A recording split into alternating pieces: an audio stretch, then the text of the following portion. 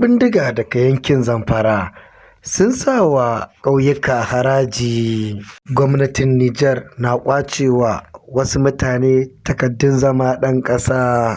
To, kada ku manta, kada ku sha'afa, idan ba ku taɓa ziyartar shafinmu ba, to ku danna mana subscribe sannan ku taɓa mana alamar ƙararrawar sanarwa.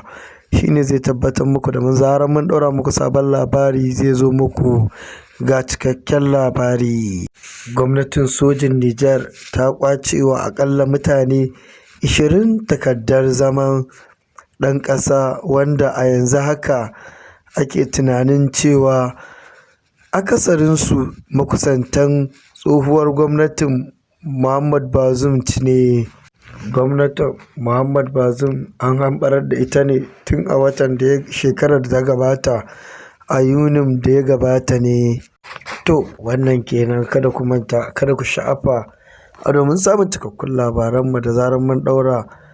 In ba ku taɓa ziyartar shafin ba, to ku danna mana subscribe sannan ku taɓa mana alamar ƙararrawar sanarwa. Zai tabbatar muku da zarar mun ɗaura muku sabon labari zai zo muku. Mun gode, muna godiya.